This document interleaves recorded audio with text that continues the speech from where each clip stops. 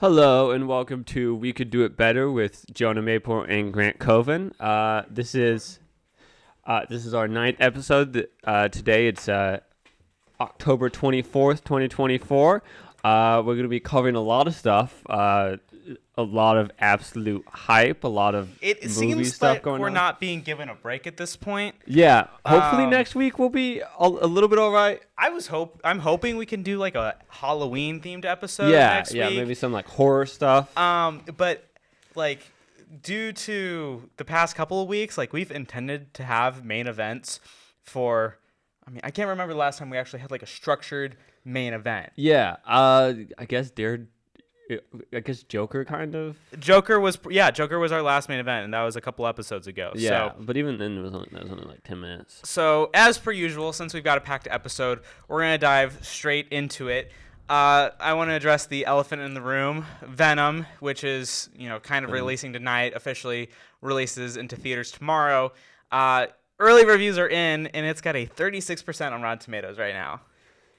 That's low. It is low. Early. That's like, it's lower than Joss Whedon's Justice League. It's lower than. Yeah, so just for reference, the first Venom movie was actually at 30% on Rotten Tomatoes. Really? Yeah. I like that. Okay, so. And Venom Let There Be Carnage somehow was at a 57. See, that's why I think.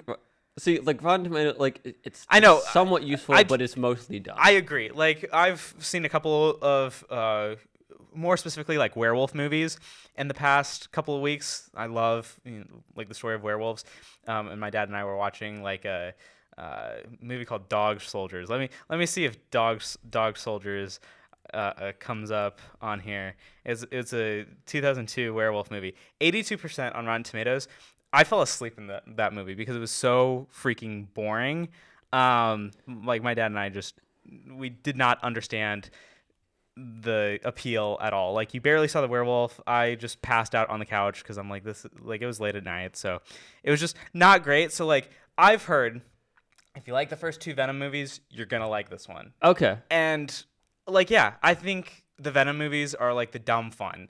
They're a step up from the Morbius and the Madam Web and probably Kraven the Hunter. I don't want to, make any judgments just yet, but like, come on, like, Venom is fun. Venom, at least the best thing about the Venom movies is the relationship between Eddie Brock and the symbiote. Yeah. So, which is the best thing, in my opinion, the best thing about Venom. Not that I'm like a huge Venom eater, but it's fun. Yeah. So I'm gonna go see that tomorrow night, and we're gonna be back here next week. Yeah. And we'll be breaking down Venom, what we liked, what we didn't like, but also hopefully we can talk about some of our favorite horror icons and kind of like horror comics too. Horror comics, yeah, stuff like that. I mean, I've actually got a fair amount of horror. Actually, all of my comics I brought in today relate to the horror genre in some way, shape, or form. So we'll be talking that in the other half of the hour. But yeah, Venom 3, Last Dance. I'm excited. I'm still like a venomized horse. I heard a horse isn't going to be the only thing that's going to be venomized. Oh, I hope so. If you're telling me that like other like animals are going to get venom in it, like you better go further than just a horse. Right. I mean, it's like the Ghost Rider thing. If you're doing a Ghost Rider, like I want to see as many things as Ghost Rider, right? As many car Ghost Riders as possible. You and I were talking about that on the sidewalk as I was walking back to my apartment, and I'm like, well, I want to see a Kia Soul. Yeah, on Kia fire. Soul. Yeah. Why not? All right. You also saw Terrifier 3. I did see Is Terrifier. it good?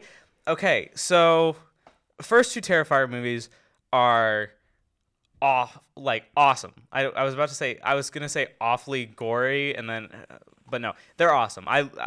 I think Art the Clown is going to go down in the Hall of Fame alongside Michael Myers, Jason Voorhees, Freddy Krueger, stuff like that. Like he is going to reach that icon status. I mean, I'm already thinking about my Halloween costume for 2025, and he's top of the list right now. Okay.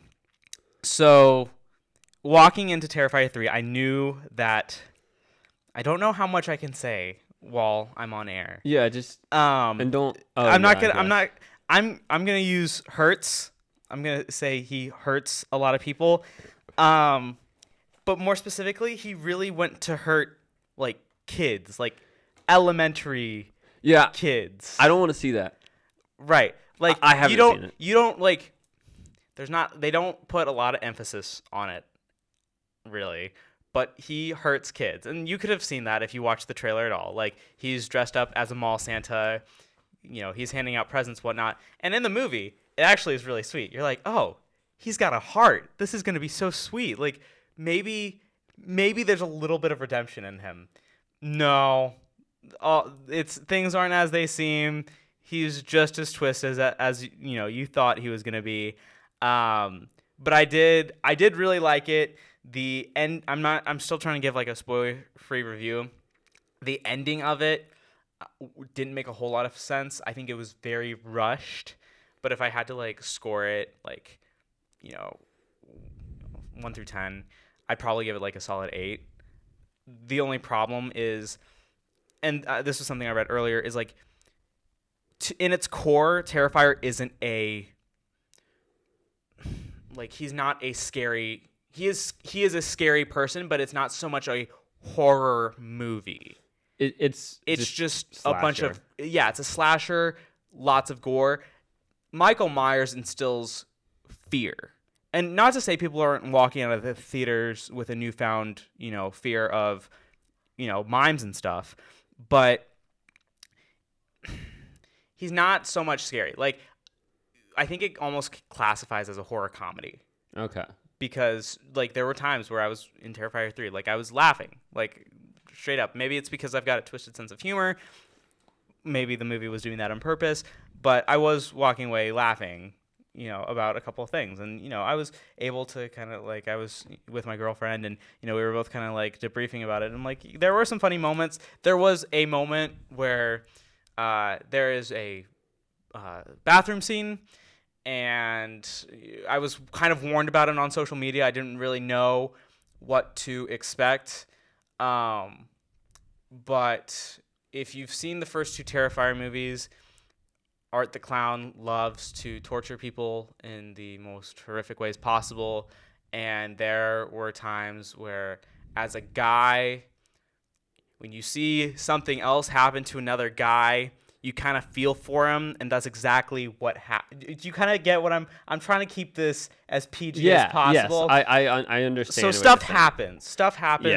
Yeah. But overall, 8 out of 10, it was really good. So we got to keep going because we've still got we're on a time crunch today. We do. So take it away. We have some news.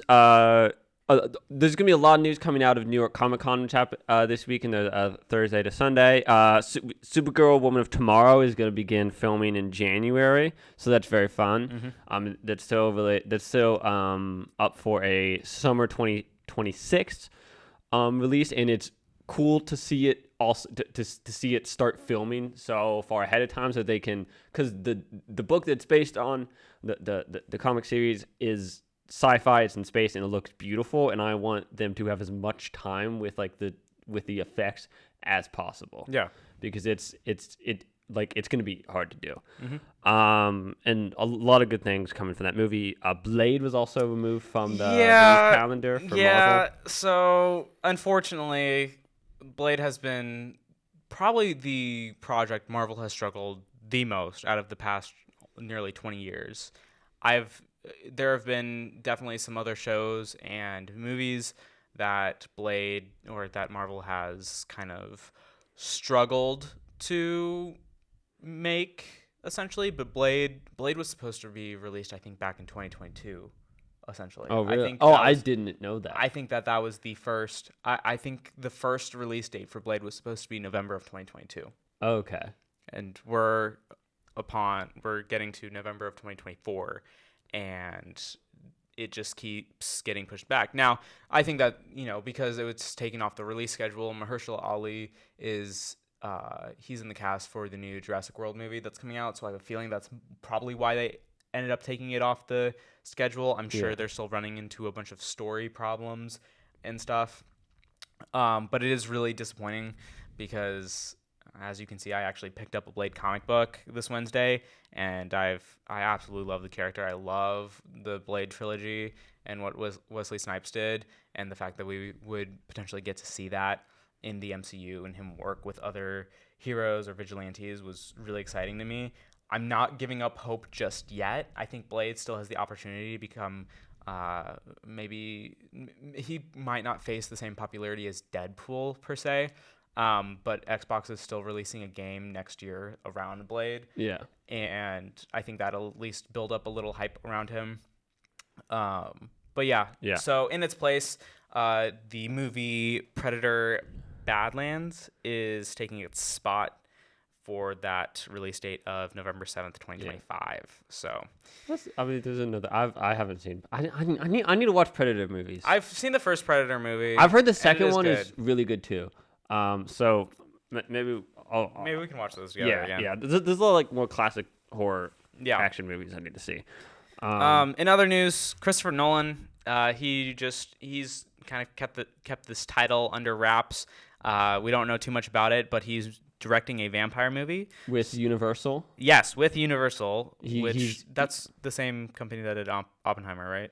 I'm pretty sure. No, Oppenheimer was Warner Brothers. That's right. Yeah, because until like a year ago, or until very recently, Christopher Nolan had an exclusivity deal with Warner Brothers. So Tenet, all of his movies since 2005. That's why he blocked the Joker ending. Yeah, that one Joker that's why he was ending. able to block the Joker ending. That's why Yeah.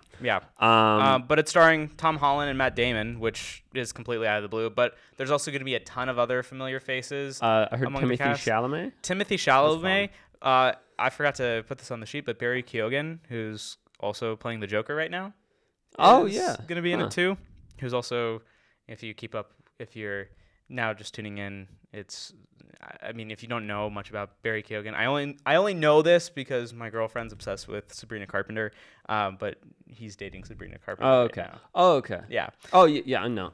Yeah. No, I recognize him. He was in a music video. Yeah. So I'm excited. I think I've heard Christopher Nolan talk about how he's wanted to write a horror movie before. Now, I'm not exactly sure if this is going to be one of his time movies where he's playing with time and messing with our heads and you have to think really deeply about it. That's why I never watched Tenet, and Inception gives me headaches.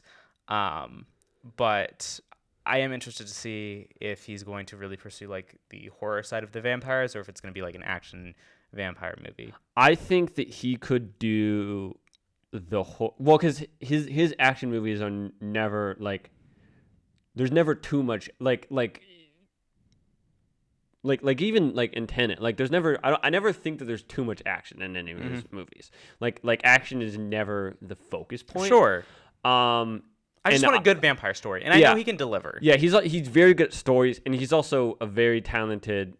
I think he can do horror. The stylism that he gives to it.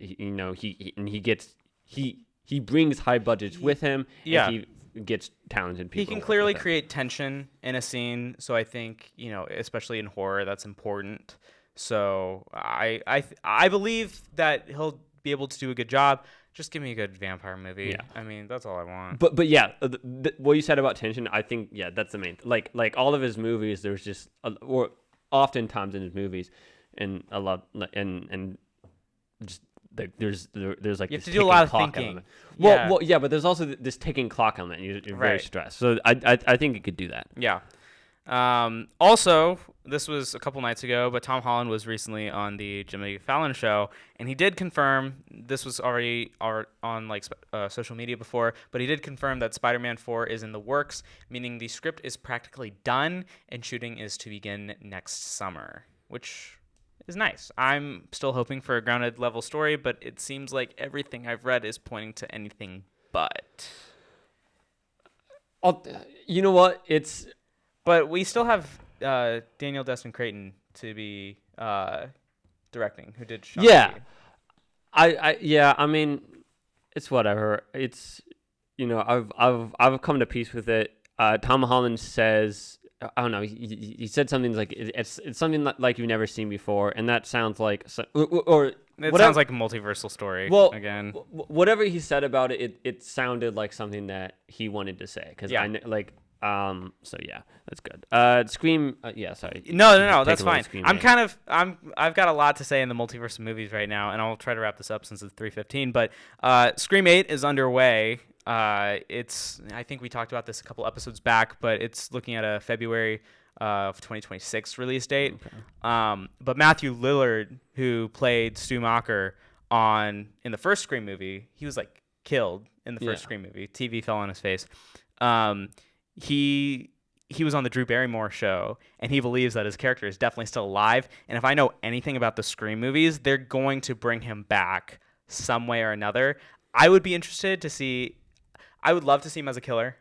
I think that would be like bringing him back as Ghostface would be cool. But I would not complain if he was brought back as an antagonist or protagonist and like helped whoever try to find out who the Ghostface is. So, anyways, that was our multiverse of movies. We're going to speed right into it with Don't Change the Channel. Jonah, take it away with Penguin episode 5. All right, we're going to be talking about Penguin episode 5. This is a spoiler thing, so for the next 5 minutes, if you don't want to hear, or what's the, so actually 3:17 right now. So come back in 5 minutes, 3:22, if you don't want to hear spoilers for Penguin episode 5. We saw this together. Yeah. It was very good. Man, Penguin he's a force. He's a force. I love the dynamic again between him and Vic, right? Yeah. Yeah. Yeah.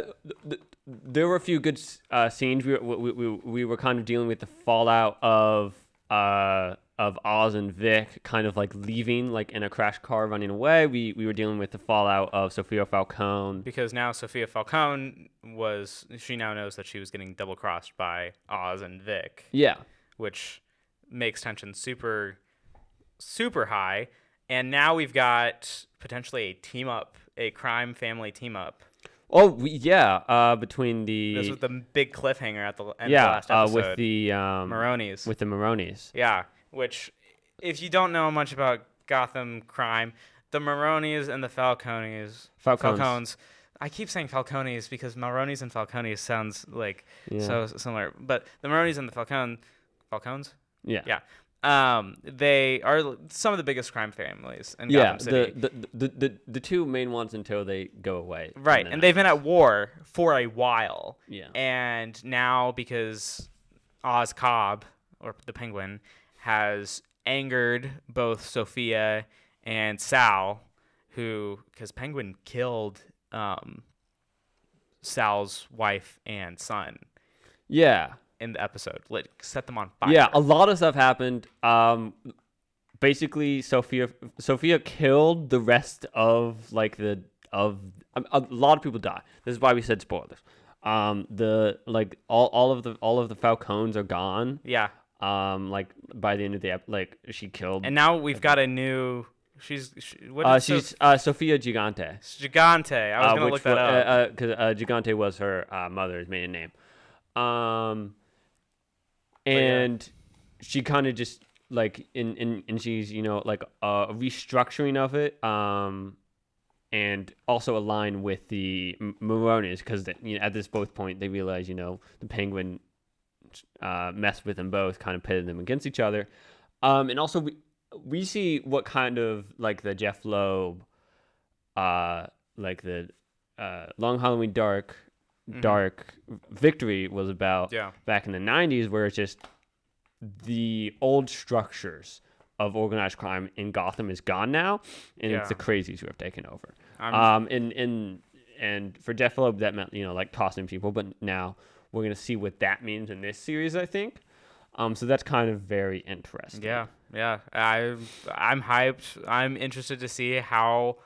I mean, we were talking about this as I was dropping you off, but I think Oz Cobb, Penguin, whatever you want to call him, he's probably going to win this war between the Gigantes and the Maronis versus him, just because it's called the Penguin. I'm assuming this is going to be his rise to power, and he's probably going to do some very unorthodox things in order to get that power.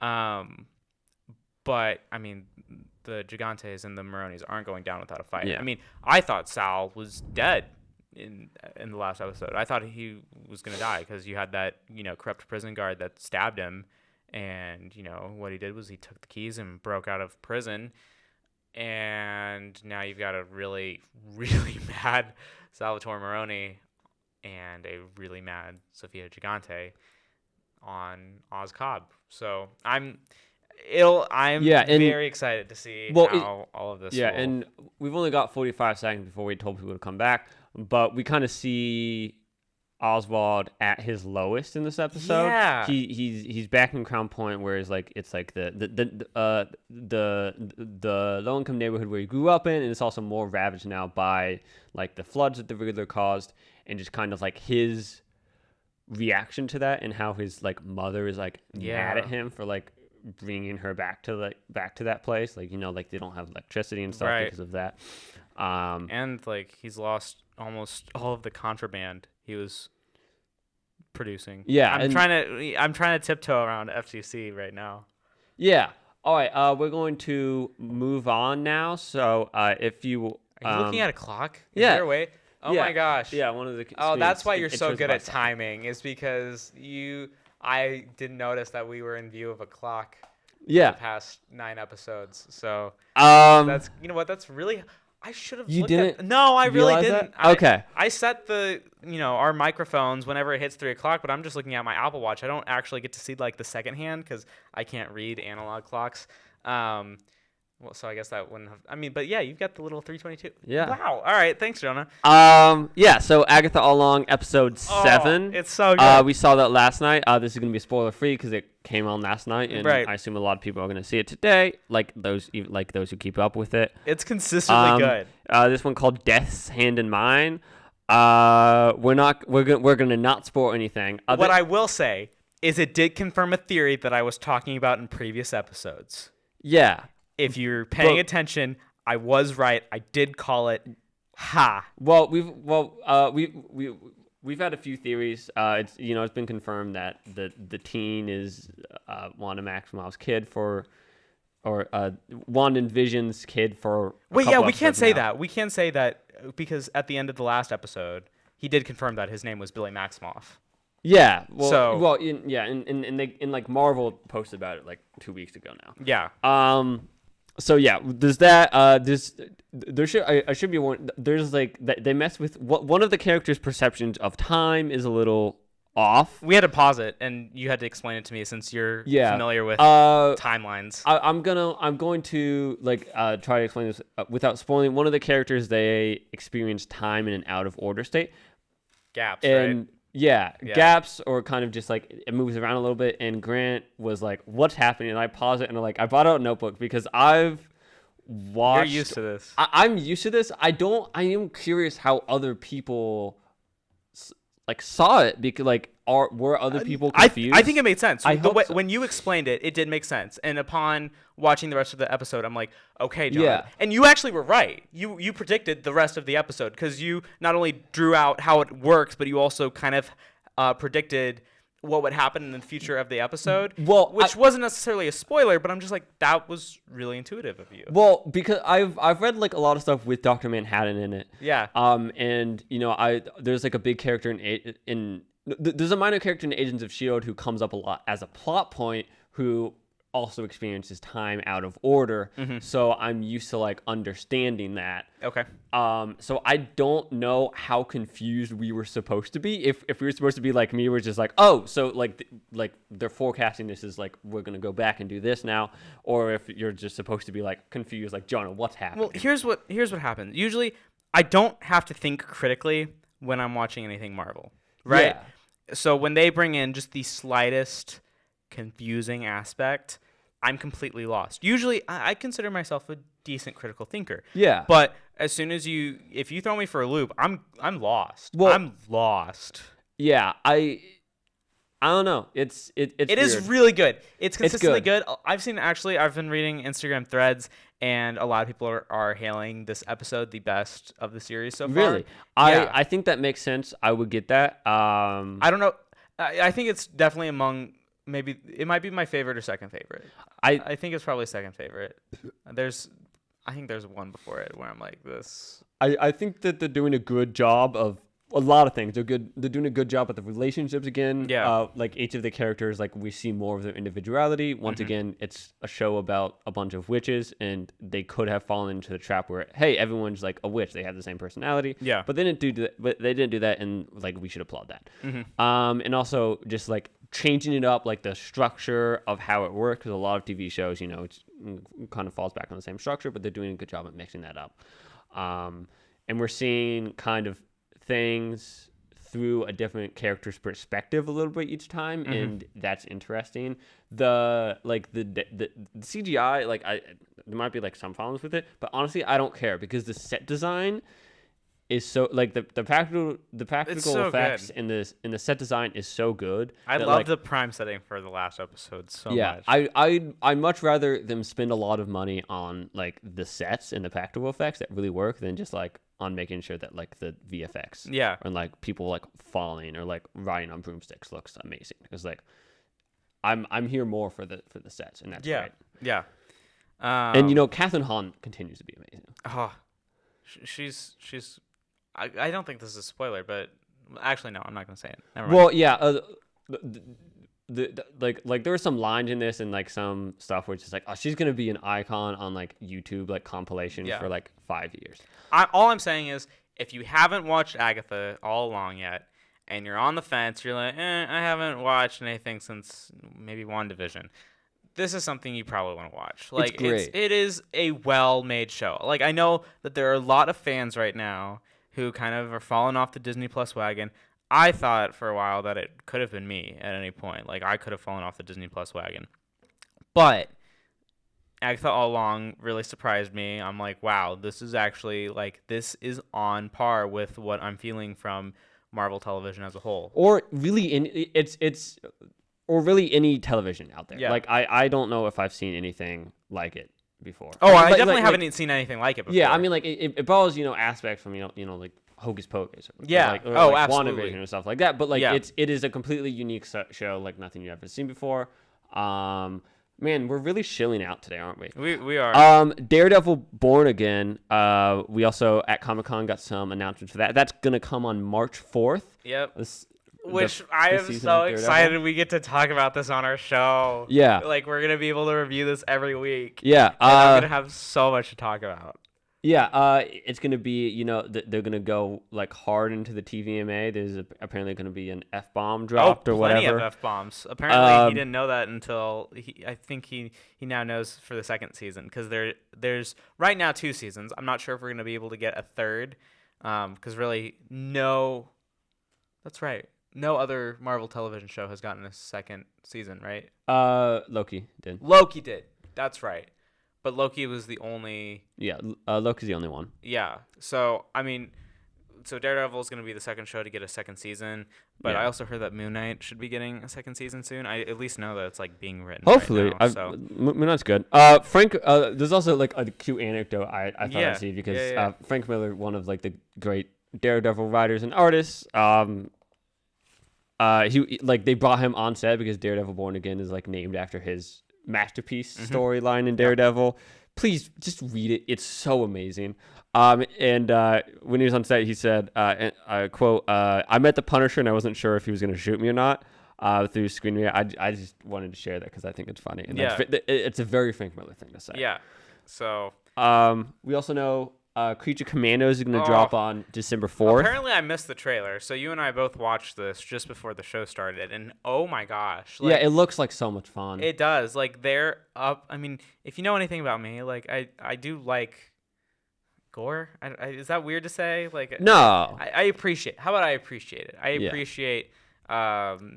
Because I don't believe that all superhero installments should be PG or PG-13. I think that, you know, there should be some TVMA rated R projects, because that, you know, the gore shows that there are real implications to fighting crime, going on missions, stuff or like that, military mortality, stuff. yeah, like military stuff, because this is exactly what it is. Yeah. It's just another branch of, can we call it the military?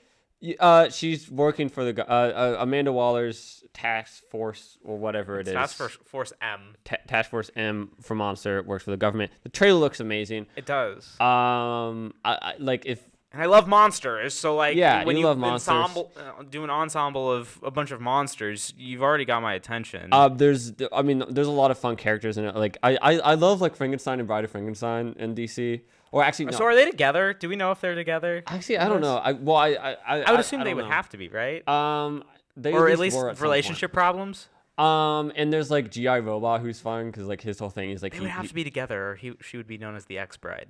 I don't know, man. Well, like Frankenstein in DC Comics, like it's like he actually goes by the name Frankenstein, right? Even though like it's Frankenstein's monster. But like people just called him like Frankenstein enough. He's just like, fine, I'm Frankenstein. Yeah, it looks really good. I love like G.I. Robot sounds fun. Alan Tudyk's Dr. Phosphorus, I'm really excited for. But we do have to move on because we are running late on time. We're doing not bad. We're definitely gonna dedicate. After I've only got one thing for Game Over. It's nothing Fortnite related, which is like the first time in at least 4 weeks. But we've got Comic Corner, which is actually going to take up the most of our episode after I do my little review. But Squirrel with a Gun came out. Apparently, it was sitting in my PlayStation library for a week, 2 weeks, and PlayStation didn't let me know. And so I was waiting and waiting and waiting, and I guess I should have known. Like I should have stayed more on top of it and checked it out. So I booted up Squirrel with a Gun, and it's hilarious because you start in a laboratory, and there is a golden acorn in this force field bubble. So I jump up these steps, and I grab the acorn, or at least I try, and I get zapped by a force field, and it requires you to do a bunch of parkour and stuff around. I'm like, wow, this is awesome. It's like it's got some story. Once you trigger and you get the acorn, a bunch of agents come in, and they've got their guns and stuff. Yeah. And if you injure the agents, they kind of kneel to the ground, and you can perform a move where you jump and you start scratching at their face, and then they drop their service weapon essentially, and then you can pick it up. So it's this comically small squirrel with a gun, just like it almost looks like the gun is moving on its own because you're just blasting at other agents. So you're like on the ground, and you're just like pointing up, just blasting other agents. Except there's no blood. All they drop is acorns. Okay. All right. I'm like, wow. If there's gonna be an entire story about being a squirrel and breaking out of a laboratory, I am all for this. I think this sounds like fun. It lasted maybe 20 minutes. The story. Oh. I broke out of the lab, and suddenly you're just in a neighborhood.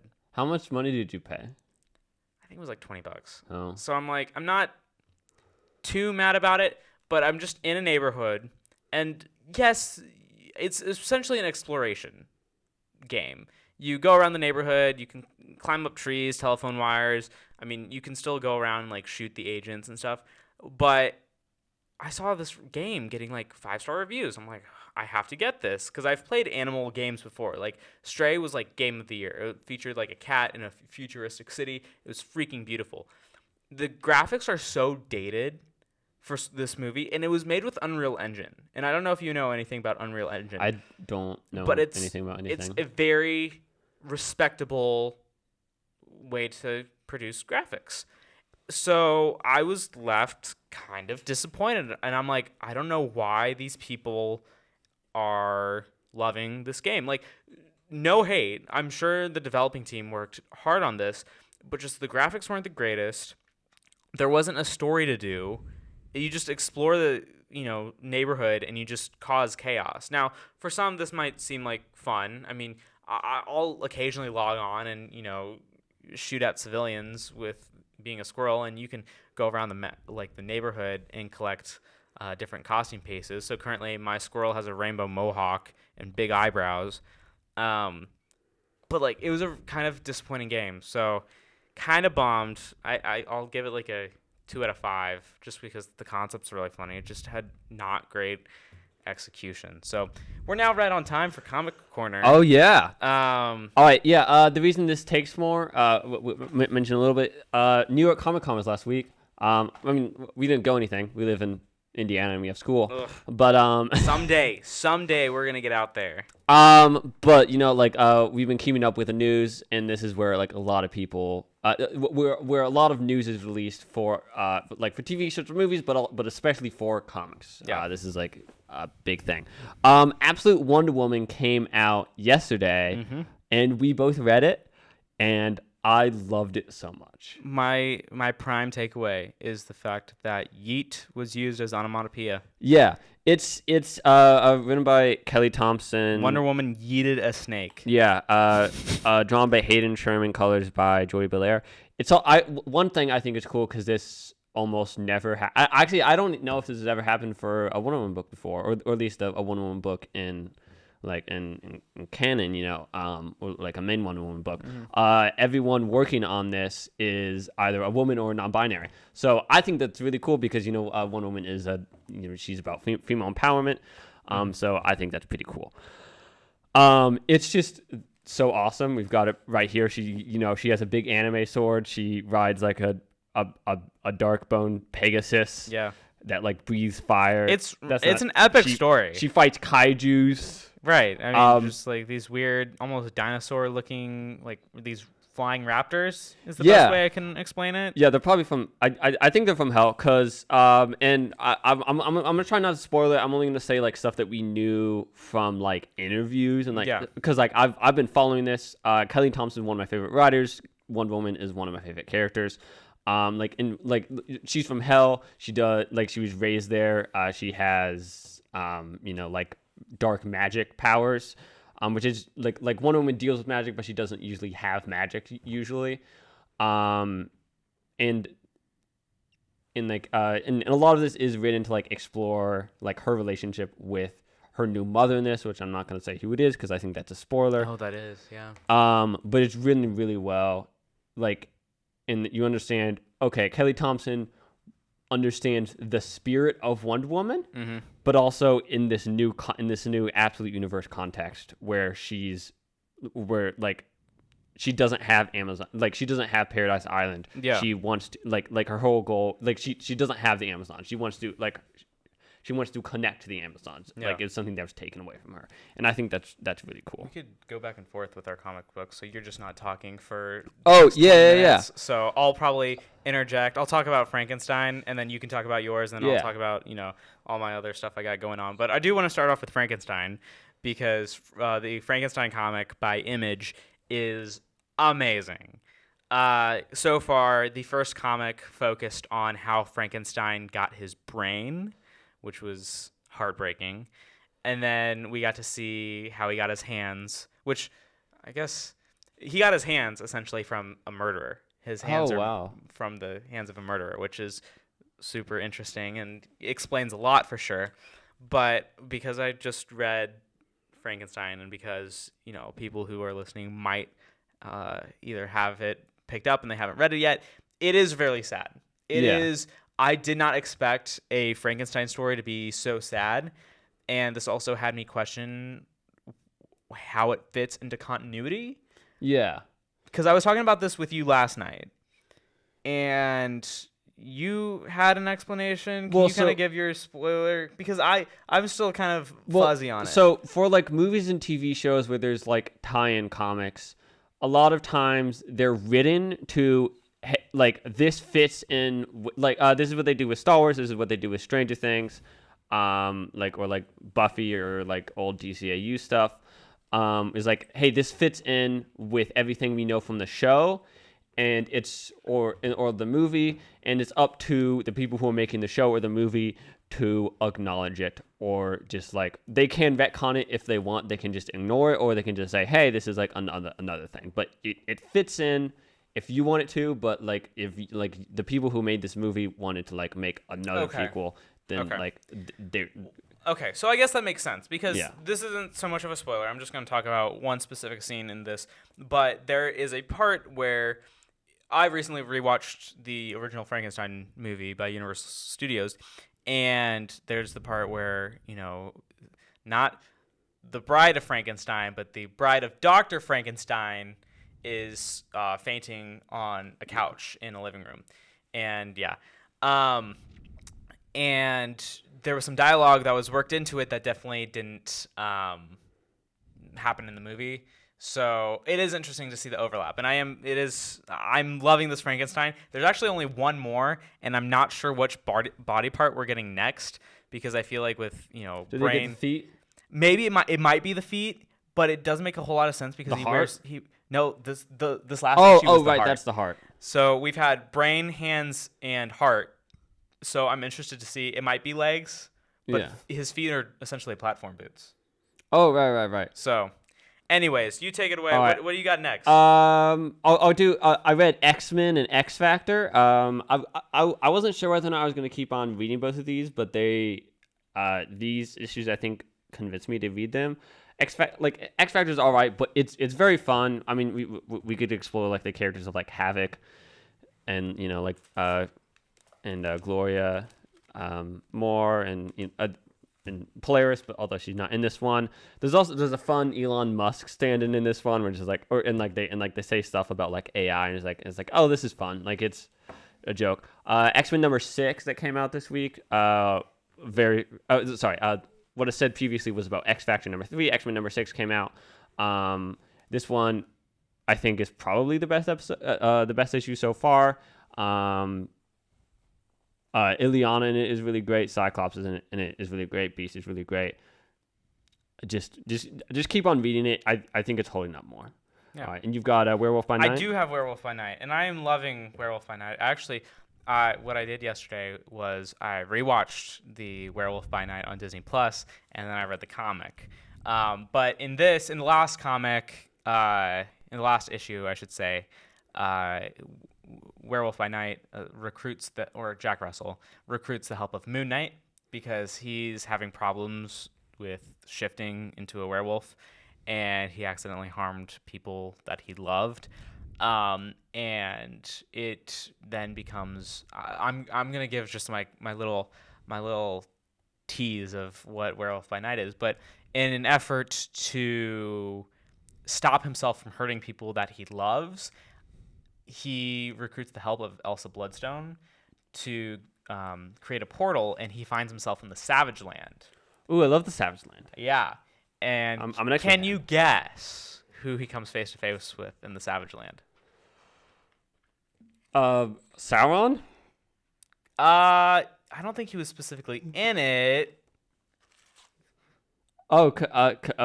It's that's not like an X-Men. I only know the Savage Land through the X-Men. Yeah. So I don't know who Kazar is. Okay. Well, anyways, that's okay. Lady Shauna was in it. Yeah. So that's Kazar is kind of like I don't even know how you describe it. He's essentially the ruler of the Savage Land. Yeah. Lady Shauna is also like his wife, I guess. But he essentially has to stand trial after he kills a dinosaur. Yeah. So it does get a little bit weird, but I am loving this right now. It is a red band, so there's plenty of blood and gore and stuff like that. So yeah, it's a good comic. Yeah. I also read Superman in Action Comics 1072 now. 1072 is the weekly series. There's a split. Half of it's Superman, half of it's Supergirl. It's Superman parts written by Mark Waid, so it's like solid. Obviously, he's in the Phantom Zone, so it's cool. We're seeing stuff. We're seeing Mark Waid like talk about Superman and Mono and all that stuff. And then the other part written by Mariko Tamaki. She understands the character Supergirl. I know she's not everyone's favorite, but I like her. I think she understands the character Supergirl very well, and it's a cool backup. And the Superman 19 is very good. It's a new arc by Joshua Williamson and Dan Moore, who just finished the Absolute Power event. It's great. They're exploring the character of Doomsday, and Lois Lane is Superwoman, and the art is phenomenal. Joshua Williamson's writing keeps out great. There are a couple good twists in here, and I think Joshua Williamson's Superman run, once it's finished, is going to be a classic Superman run. Really? Okay. Yeah. Or a modern classic. Yeah. And you've got Blade. I do have Blade. I actually just read Blade today. I didn't get to Blade yesterday. I'm sure you're aware of it, but we had the summer event Blood Hunt in Marvel. So this follows Blade after the events of Blood Hunt. And I personally didn't get into Blood Hunt. That was something which is surprising. You would think with me being the lover of monsters and stuff that would have completely attracted me.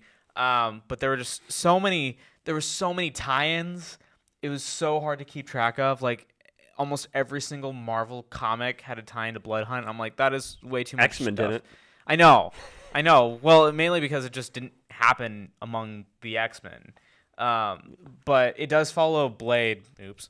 It does follow Blade after the events of Blood Hunt, and he's essentially just gone off the grid, and he's kind of he's assuming himself as dead until someone comes knocking at his door saying that there are creatures to be killed, and so there is an introduced. I don't know how to pronounce this. It's Pontus Van Helsing. I tried looking it up on the internet because I'd never heard of this before, but I know Van Helsing is a notorious vampire killer. And I don't know what Pontus Van Helsing. He's never appeared in Marvel Comics before. Like I did a internet search, never. Huh. You don't know who he is, right? Yeah. The only the majority of my Marvel exposure is X-Men. So X-Men. Yeah. I also is this like a one shot or the start of a new series? Start of a new series. Okay, yeah, that's cool. So there's more. There's like a miniseries or an ongoing? I think it's ongoing. That's cool. Is the ongoing Blade series? I hope it's ongoing. Green Lantern Dark came out. This is an Elseworld story. You don't need to know anything about Green. Like I know stuff about Green Lanterns, but you don't need to know anything about Green Lanterns. Tate Brumbaugh, Dara. The art is really great. It's the same person who did a lot of the art for Something Is Killing the Children. Something is what? Something Is Killing the Children. That's awful, Jonah. It's a very popular horror comic. It's very good. It's kind of like a Elseworlds horror. Now that's interesting. Story. That is really interesting. That's why I said you should read it. And this is like a 6-issue miniseries. It's very good if you like, Elseworlds horror. Well, it's just it's interesting because you're looking at the Lanterns, which is getting a detective show, and you're looking at this story, which is horror. So it's kind of interesting how Green Lantern is exploring different genres of storytelling. Yeah, and the Absolute Green Lantern. We'll talk about that later. I also read the Tin Can Society from Image, and a lot of people worked on it, but we need to hurry on. It's very good, independent, murder mystery stuff. We're exploring these, the friends of a dead superhero philanthropist. Okay. And their relationships to him, and it's a murder mystery. It's very good. The art is fantastic. Okay. We're gonna now. Yeah, we can move on. Move on to the New York Comic Con announcements part of the show, which is going to be a lot of it. There's a lot to discuss. There's a couple things from the Absolute Universe. There's an Absolute Martian Manhunter series that's going to be announced. It's coming in. That's coming this spring. Okay, that's a little far out, right? Yeah, but they're not they want to get people hyped. It's written by Dennis Camp, who's writing the Ultimates right now. Oh. Art by Javier Rodriguez, and it's kind of just a different take on Martian Manhunter in this new Absolute Universe, and the design what looks makes really them different. Or not yet. Yeah, but I don't want to get into it because it's dimensional and oh geez, all right, dimensional. Never mind. That's a can of worms. It's complicated. I don't we don't know anything about it because it's just introduced. But I'm gonna read it because I'm a huge Martian Manhunter fan. I love Martian Manhunter. Okay. We also have an Absolute Green Lantern, also coming at the same time this spring. Hal Jordan, Jon Stewart. It's going to be starring. Well, I think it's gonna have a lot of them. I think it's starring Hal Jordan and Joe Mullen. Oh. Joe Mullen from Far Sector. It's going to be written by Al Ewing and Johoy Lindsay. I'm really looking forward to it. It's kind of going to be. It's supposedly going to be taking on a cosmic horror. Element of it, and Al Ewing, he wrote Immortal Hulk. He's a great writer. Okay. So I'm gonna be. I don't know. Money depending. I'll see how many books I'm reading at that point in time. These are only miniseries, right? No, Absolute everything Absolute is ongoing. Seriously? Yeah. Oh, that's so expensive. I thought there's one gonna be one of 5. I thought there were only 5 in each. No, well, there's only gonna be 6 series total, but it's just. Oh my god! It's like the Ultimate Universe. There's I don't know 5 or 6 series. I mean, we've got the Ultimates, Ultimate Spider-Man, Ultimate Black Panther, Ultimate X-Men. Ultimate Wolverine. Oh, but Ultimate Wolverine just got announced, yeah. But like that's crazy. That's so crazy. Well, it's more it's easier to keep up with that than like the whole DC universe where there's like 20 ongoing series. Yeah. And then Absolute Flash is gonna be written by Jeff Lemire of Black As if Flash Hammer. couldn't get more complicated, you're gonna do a different dimensional Flash where things are darker, and I'm sure he's gonna end up saving the whole All-In series, right? I actually don't think Martian Manhunter is gonna be like it's gonna be like Martian Manhunter might be less dark because Martian Manhunter or at least less sad, because I don't know how you can make Martian Manhunter sadder because he's in my opinion the saddest character in comics. They're just doing something different. Wait, with really? They're taking the sad. You think Martian Manhunter is the saddest character? I'll explain it to you later. Okay. We don't have time for that right now. It's sad. But it's written by Jeff Lemire from Black Hammer, New 52, Animal Man, and all new Hawkeye fame. I don't know if I'm gonna read it. It's like a teenage Wally West, and I'm not just like I don't know. I'm probably not gonna read it. But a lot of people are going to. A lot of Flash fans I've heard are very excited about that because they love Flash Wally fans West. stick by Flash. If you're not a Flash fan, then you are definitely Flash not a Flash fans fan. are the most enthusiastic fans I think in all of like superhero fandom. Like anytime there's like a new member of the Flash family, they're just like, you run fast, welcome in. But like that's not how it works for everyone else. They love Flash. They're so enthusiastic. Yeah. The biggest news thing I'm most excited about, DC Vertigo is coming back. They're the people who made it's the creator-owned imprint from DC that they took away I don't know, 8 years ago. Yeah. That's where like Sandman and Preacher and Fables and all that comes from. Oh, you love Fables, don't you? I have a complicated relationship with Fables. I thought you loved Fables. Never mind. It's good. Complicated. I have a complicated relationship with Fables. Right. And Nice House on the Lake / Nice House by the Sea is like they're repositioning it into like this is the only like DC Vertigo thing that's coming out right now, and that's hopefully we get to see more DC Vertigo. It's it's like a chance for people who have like the exclusivity deal, like for people to take chance with creator-owned objects, but they don't have to leave DC. Oh, okay. And and have like the support from DC, the support from like the DC editors. So that's very that's very nice. Hopefully we're gonna get some good stories out of that. We also know Hush 2 is coming in March for fans of Hush.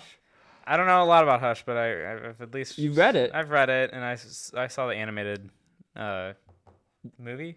Was it a movie? Yeah, special? I mean it was a loose adaptation because it was like they fit it into like the animated universe that they were going with, so it wasn't like. I'm just not like a huge Hush fan. I'm not like. Well, here's the thing. I don't know if Jeff Loeb, the creator of Hush, is either, because it's called Hush 2, but there have been 2 sequels to the story of Hush. Oh yeah, you already. told me that. Yeah. But it has the original team. It has Jeff Loeb, Jim Lee, and Scott Williams, and it's gonna be running in the main Batman book like it was previous, and a lot of people are like, "Yay, we get to see Hush," but also.